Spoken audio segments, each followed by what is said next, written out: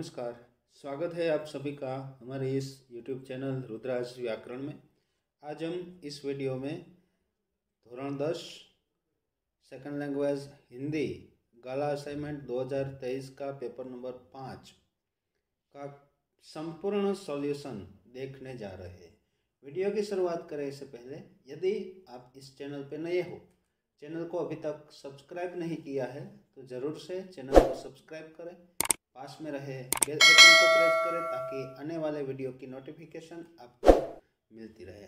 Video को like करें, comment करें और अपने दोस्तों के साथ शेयर करना ना भूलें। तो आइए देखते हैं कक्षा 10 सेकंड लैंग्वेज हिंदी गाला असाइनमेंट 2023 का पेपर नंबर 5 विभाग ए, जो कि गद्य विभाग आधारित है। इनमें पहला क्वेश्चन है, निम्नलिखित प्रश्नों के नीचे दिए गए विकल्पों में से सही विकल्प चुनकर उत्तर लिखिए। क्रोधित बुद्धिराम ने काकी को कहाँ पटक दिया? जिनका उत्तर आएगा अंधेरी कोठरी में। भलाई करने वाले व्यक्ति की सभी क्या करते हैं? जिसका उत्तर आएगा प्रशंसा। सही विकल्प चुनकर रिक्त स्थानों की पूर्ति कीजिए। सादीराम के दिल में रिक्त स्थान थी, जिनमें उत्तर आएगा बेचैनी। अच्छा भाषण देने वाला श्रोताओं को लुभा सकता है। इसके बाद है, निम्नलिखित वाक्यों में से सही वाक्यांश चुनकर पूरा वाक्य फिर से लिखिए। ईसाई पादरी के अनुसार हम लोग अपने काम से गर्व नहीं लेते। अंबिका रुष्ट थी क्योंकि पुत्री मल्लिका वर्षा में कालिदास के साथ थी। निम्नलिखित प्रश्नों के उत्तर एक एक वाक्य में लिखिए। टेल्को कंपनी का विज्ञापन किस पद के लिए था? जिनका उत्तर है टेल्को कंपनी का विज्ञापन इंजीनियर के पद के लिए था। इसके बाद है, लेखक की दृष्टि से सबसे बड़ा काम कौन सा है? जिनका उत्तर है लेखक की दृष्टि से सबसे बड़ा काम जीवन जीने का है। प्रोफेसर रामिस के अचेत शरीर से चेतना कब आई? जिनका उत्तर है डॉक्टर द्वारा इंजेक्शन लगाए जाने और कुछ अन्य सावधानियां बरतने के बाद प्रोफेसर रामिस के अचेत शरीर में चेतना आई। इसके बाद निम्नलिखित प्रश्नों के उत्तर 2-3 वाक्यों में लिखिए। कविता क्या है? इस प्रश्न का गोपी क्या उत्तर देती है? उत्तर है कविता क्या है? इस प्रश्न का उत्तर देते हुए गोपी कहती है, कविता आत्मा की कला है, वह संवेदना का सौंदर्य है। इनके बाद सादीराम का ऋण उतरने की बजाय दुगुना क्यों हो गया? उत्तर देखिए, पंडित सादीराम की कर्ज मुक्ति के लिए एल्बम बनाकर लाला सदानंद ने मारवाड़ी सेठ को बिकवा दिया। इन पैसों से पंडित सादीराम ने लाला सदानंद का कर्ज उतार दिया। जब पंडित सादीराम ने जाना कि एल्बम मारवाड़ी सेठ के बजाय लाला सदानंद ने खरीदा है, तब वे समझ गए कि पहले का कर्ज तो अदा नहीं हुआ और इस एल्बम के लिए दिए गए पैसों के रूप में कर्ज बढ़कर दुगुना हो गया। आज वास्तविक धन कौन कौन से गुण में है, क्यों? उत्तर देखिए, वास्तविक धन विनम्रता में भी है, ईमानदारी, कर्तव्यनिष्ठा, दयालुता, अहिंसा और संतोष, यह सब गुण ही वास्तविक धन है। उच्च चरित्र, ईमानदारी, विनम्रता, दयावान, कर्तव्यनिष्ठ और संतोषी होना, ये सब गुण ही वास्तविक धन है। निम्नलिखित प्रश्न का उत्तर 4-5 वाक्यों में लिखिए। बिस्मिल की चारित्रिक विशेषताओं पर प्रकाश डालिए। उत्तर है, बिस्मिल आर्य समाज की विचारधारा को मानते थे और अपनी माँ और गुरु सोमदेव के सिवाय किसी को महत्व नहीं देते थे। साधारण मनुष्यों की भांति संसार चक्र में फंसकर जीना उन्हें पसंद न था। उन्हें किसी भी प्रकार के भोग विलास तथा ऐश्वर्य की इच्छा नहीं थी। उन्हें देश सेवा की लगन थी। नौकर बिंदु के संबंध में नंदन और मालती के विचारों में क्या अंतर था? उत्तर है, मालती की नज़र में बिंदु उन अन्य नौकरों की तरह है जो घरों में छोटी मोटी चोरियां करते करते बड़ी बड़ी चोरियां करने लगते हैं। उसकी नज़र में बिंदु एक चोर नौकर है और वह झूठ बोलता है। इसके बाद है, निम्नलिखित कथनों का आशय स्पष्ट कीजिए। जो लंबा भाषण कर सकता है उसके लिए जवाब देना तो बड़ा आसान होता है। जिसका आशय है, भाषण देना एक कला है। जो जितना अच्छा भाषण दे सकता है वह श्रोताओं को उतना ही अधिक लुभा सकता है। भाषण में अपने विषय को श्रोताओं के समक्ष विस्तार से बताना होता है और उसे रोचक ढंग से पेश करना होता है। जो लोग इस कला में माहिर होते हैं उनके भाषण लोकप्रिय होते हैं। ऐसे लोगों के लिए किसी प्रश्न का जवाब देना बाई हाथ का खेल होता है। इसके बाद, यह हरिण शावक पार्वतीय भूमि की संपत्ति है। राजपुरुष और इसी पार्वतीय भूमि के निवासी हम इसके सजातीय हैं। जिसका आशय है, पार्वत्य क्षेत्र में मनुष्य और पशु पक्षी में कोई अंतर नहीं है। दोनों प्राणधारी है और घायल होने पर दोनों को ही दर्द होता है। इसलिए पर्वतीय भूमि में मनुष्य और पशु पक्षी में सजातीय रिश्ता है। इस भूमि में जैसे मनुष्य को मारना अपराध है, ठीक उसी तरह पशु पक्षियों को मारना भी अपराध है। इस क्षेत्र में कोई व्यक्ति किसी पशु का शिकार कर उसे अपनी संपत्ति जताना चाहे तो यहाँ के निवासियों को यह कदापि बर्दाश्त नहीं होता। इसलिए कालिदास राजपुरुष दंतल से यह वाक्य कहते हैं, पार्वतीय भूमि की पशु पक्षी की जान बचाने के लिए उस क्षेत्र में लोग अपनी जान लड़ा देते हैं, क्योंकि वे उन्हें अपने से अलग ही नहीं मानते। इसके बाद विभाग बी, पद्य विभाग।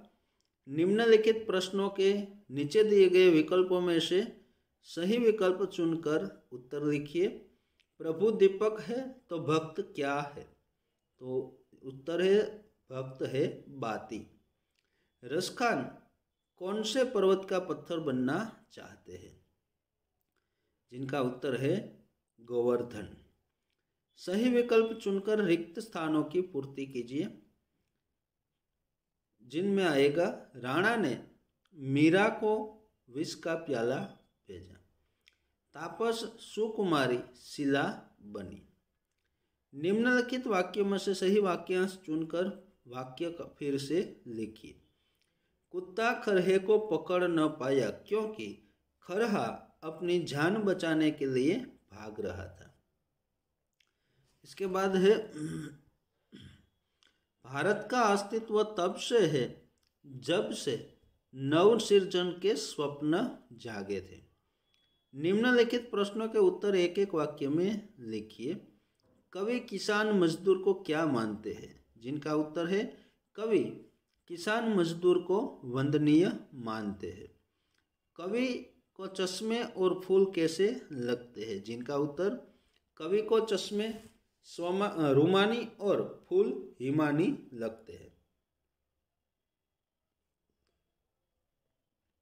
इसके बाद, इंद्र ने खोखले वृक्ष में क्या देखा?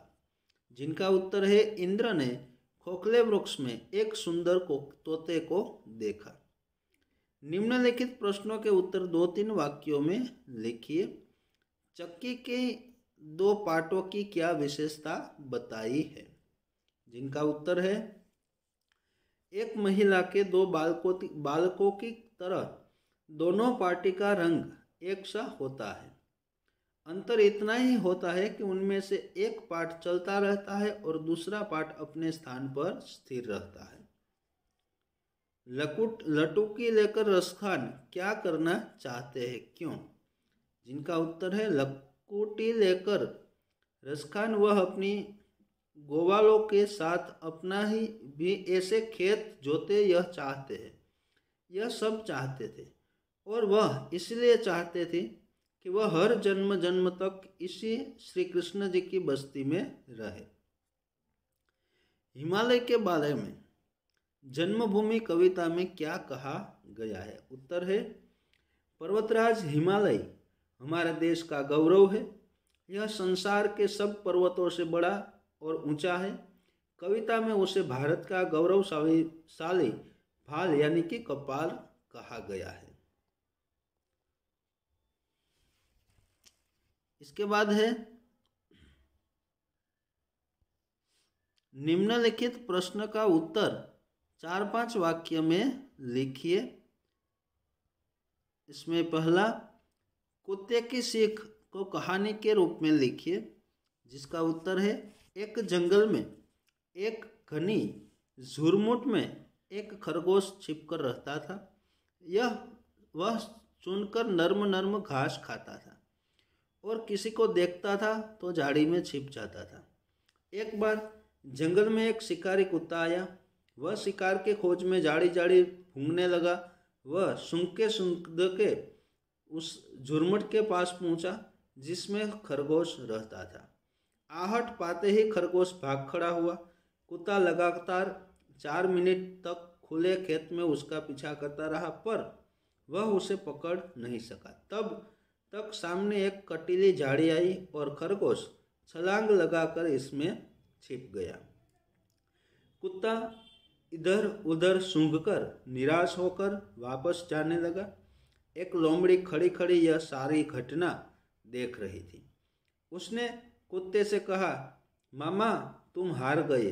तुम इतने मोटे ताजे हो पर बन के छोटे छोटे जीव जंतुओं को भी नहीं पकड़ पाते। कुत्ते ने लोमड़ी से कहा, अरे पगली, तुम इस रहस्य को नहीं समझ सकती। मेरे और खरहे के दौड़ने में अंतर है। मैं उसके पीछे अपनी भोजन के लिए दौड़ रहा था, जबकि खरहा अपनी जान बचाने के लिए भाग रहा था। कहा गया है कि कोई भी उद्यम करो तो जान बचाकर करो, पर संकट आने पर अपनी पूरी ताकत लगाकर अपनी जान बचाने की कोशिश करो। हिंदुस्तान हमारा है, स्वरधारा किसकी ओर कब से है? जिसका उत्तर है हिंदुस्तान हमारा है, स्वरधारा हमारे देश में रहने वाले कोटि कोटि लोगों की है। जब से पृथ्वी और आकाश का उद्भव हुआ है और जब से आकाश में तारे छिटके और सूर्य चांद्र बने हैं, तभी से हमारे देश का अस्तित्व है। इस तरह यह स्वर धारा अनादि आदि काल से है। निम्नलिखित प्रश्नों पंक्तियों के आशय स्पष्ट कीजिए। जन्म जन्म की पूंजी पाई, जग में सभी खोवायो। जिनका उत्तर है मीराबाई अपने आराध्य देव श्री कृष्ण के प्रेम की दीवानी है। उन्हें प्राप्त करने के लिए उन्होंने अपने भाई बंधु, परिवारजनों और सभी सगे संबंधियों से रिश्ता तोड़ लिया है। उन्होंने तरह तरह की बदनामियां सही है और लाज शर्म सबको तिलांजलि दे दी है। कहने का अर्थ यह है कि उन्होंने अपना सर्वस्व गवाकर अपने जन्म जन्मांतर की राम नाम रूपी अमूल्य पूंजी प्राप्त की है। यह ऐसी पूंजी है जिसका कोई जोड़ नहीं है। इसके बाद एक कौन सामने आएगा, यह देश महान हमारा है, भारतवर्ष हमारा है, यह हिंदुस्तान हमारा है। जिसका उत्तर है कवि कहते हैं कि भारतवर्ष की समूची 42 करोड़ जनता एक स्वर में भारतवर्ष हमारा है, यह हिंदुस्तान हमारा है का हुंकार भर रही है। वे कहते हैं कि देशवासियों के उत्साहभर वचन सुनकर हमारे विरोधियों, दुश्मनों के दिल दहल उठे हैं। आज के नए युग के हमारे देशवासियों की आंखों में दुश्मनों के लिए आग के शोले भड़क रहे हैं। इन लोगों का सामना करने की किसी में हिम्मत नहीं है। हमारा देश महान है, यह भारतवर्ष हमारा है, यह हिंदुस्तान हमारा है। इसके बाद विभाग सी जो व्याकरण विभाग है, निम्नलिखित कहावत का अर्थ स्पष्ट कीजिए। दूध का दूध, पानी का पानी, जिनका अर्थ है सच्चा न्याय करना। निम्नलिखित शब्द समूह के लिए एक एक शब्द लिखिए जो मिलना कठिन हो, जिनके लिए एक शब्द है दुर्लभ। निम्नलिखित संधि को छोड़िए। नाविक, जिनकी संधि छुटी होगी नव प्लस एक। निम्नलिखित संधि तो जोड़िए। उत प्लस मुक्त, जिनकी संधि होगी उन्मुक्त। निम्नलिखित मुहावरे का अर्थ देकर वाक्य में प्रयोग करें। टांग अडाना, जिनका अर्थ है बाधा डालना, और वाक्य प्रयोग होगा ईर्ष्यालु प्रवृत्ति के लोग हमेशा दूसरों के काम में टांग अड़ाते रहते हैं। इसके बाद है निम्नलिखित शब्दों के विरोधी शब्द स्पष्ट कीजिए। सामान्य, जिनका विरोधी शब्द होगा असामान्य। सौभाग्य, जिनका विरोधी शब्द होगा दुर्भाग्य। निम्नलिखित शब्दों के पर्यायवाची शब्द लिखिए, जिसमें उपवन, जिनका पर्याय है बगीचा। पातक, जिनका पर्यायवाची है पाप या मड़िया। निम्नलिखित शब्दों की भाववाचक संज्ञा लिखिए, जिनमें है सुलझना, जिनका अर्थ है सुलझन, और बहुत, जिनका अर्थ है बहुतायत। निम्नलिखित शब्दों की कर्तुवाचक संज्ञा लिखिए। खोज, जिनका अर्थ है खोजी, और उत्पन्न, जिनकी कर्तुवाचक होगी उत्पादक। निम्नलिखित शब्दों की विशेषण संज्ञा लिखिए, जिनमें प्रकृति, जिनका विशेषण होगा प्राकृतिक। समय, जिनका विशेषण होगा सामयिक। निम्नलिखित समास को पहचानिए, जिनमें यथाशक्ति जो समास होगा अव्ययी भाव, और बुज़दिल जो समास होगा बहुव्रीहि। इसके बाद लेखन विभाग।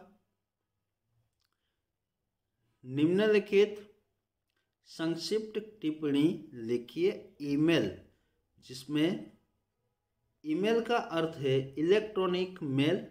यह एक ऐसी प्रक्रिया या पद्धति है जो दो कंप्यूटर्स यूजर्स के बीच संदेशा व्यवहार का कार्य करती है।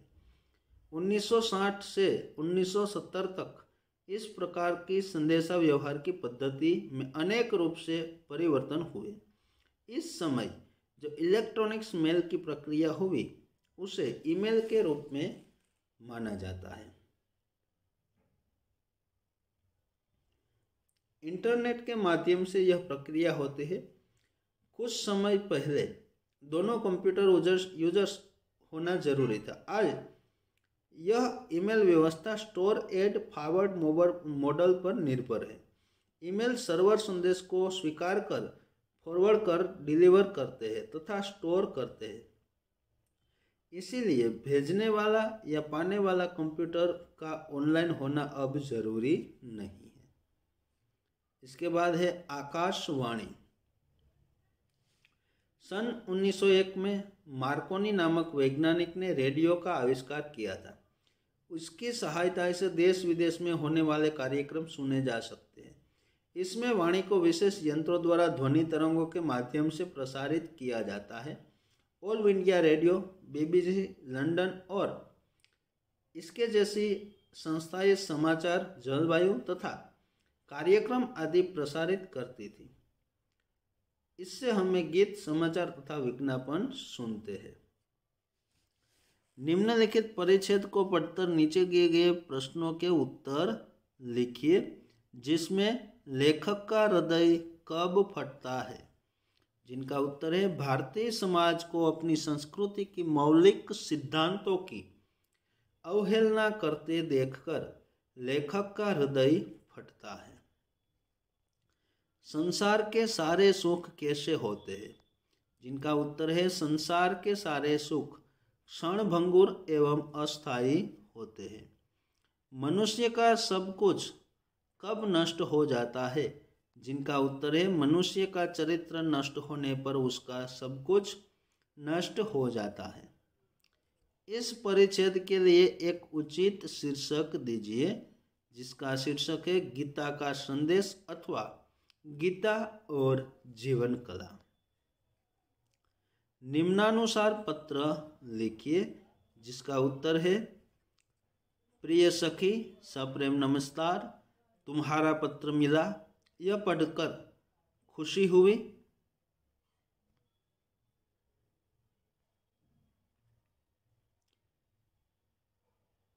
कि तुम अपने स्कूल में आयोजित पर्यावरण बचाओ कार्यक्रम में उत्साहपूर्वक हिस्सा लिया। यो देखा जाए तो पर्यावरण जतन अनिवार्य बन चुका है। यदि हमें इस सृष्टि को बचाना है तो पर्यावरण को तंदुरुस्त रखना होगा। पर्यावरण का जतन करना हो तो हमारी धरती को सिंगल यूज प्लास्टिक से मुक्त करना होगा। सिंगल यूज प्लास्टिक को हम डिस्पोजेबल प्लास्टिक भी कह सकते हैं। इसका अर्थ यह है कि जब हम किसी ऐसे तरह के प्लास्टिक से बने उत्पादकों का उपयोग करते हैं जिसे हम एक बार इस्तेमाल करने के बाद दोबारा किसी उपयोग में नहीं ले सकते, वे सभी उत्पाद सिंगल यूज प्लास्टिक वाले उत्पाद होते हैं। इस तरह के उत्पादन को मूलाधार पेट्रोलियम होता है। इसके उत्पादन में पैसे बहुत कम लगते हैं। इसे खरीदने यूज करने में भी मामूली खर्च होता है। इसलिए आजकल इसका उपयोग बहुत बढ़ गया है, किंतु इसका उपयोग करना हितावह नहीं है। इससे हमारी प्रकृति को बहुत बड़ा नुकसान हो रहा है। हम एक बार इसका उपयोग करके उसको फेंक देते हैं तो उसका कचरा बढ़ता ही जा रहा है। यह कचरा नष्ट नहीं होता है। हम जो सिंगल यूज प्लास्टिक का प्रयोग करते हैं वे है कैरी बैग, प्लास्टिक की बोतल, कप, खाने के खाली पैकेट, प्लास्टिक की किराना बैग, प्लास्टिक के पानी के पाउच, स्ट्रॉ, प्लास्टिक के रैपर आदि। हमारी यूज एंड थ्रो नीति के कारण हमने सुंदर दुनिया को खतरे में डाल दिया है। दुनिया के 9 बिलियन टन प्लास्टिक में से केवल 9% रिसाइकल होता है। बाकी का अधिकांश प्लास्टिक जल मार्गों द्वारा नदी सागरों में जमा होता है। वहाँ के जीव जंतुओं के लिए ये जानलेवा है, क्योंकि इसमें कई हानिकारक रसायन होते हैं। गटरों में अटक जाने की वजह से कई बार बाढ़ आने का खतरा बन जाता है। कचरा पेटियां भी गाय, भैंस, बकरियां इसे खाती है तो इनके आंतरिक अंगों को बहुत नुकसान पहुंचता है।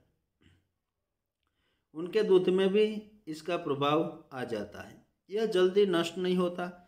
इसके मिट्टी में मिलने का कई रसायन भी मिट्टी में मिल जाते हैं और फसलों में उसका प्रभाव आ जाता है। हम सबको मिलकर सिंगल यूज प्लास्टिक का बहिष्कार कर इससे जल्द प्रतिबंध करके सुंदर सृष्टि को इसके नुकसान से बचाना है। आशा करती हूँ कि तुम्हें यह सुझाव अच्छे लगे होंगे और तुम इस पर अमल करोगे।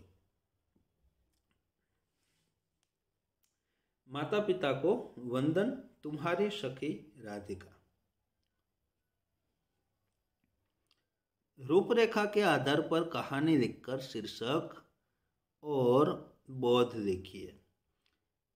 तो जिसकी कहानी है, शीर्षक है लालची भेड़िया।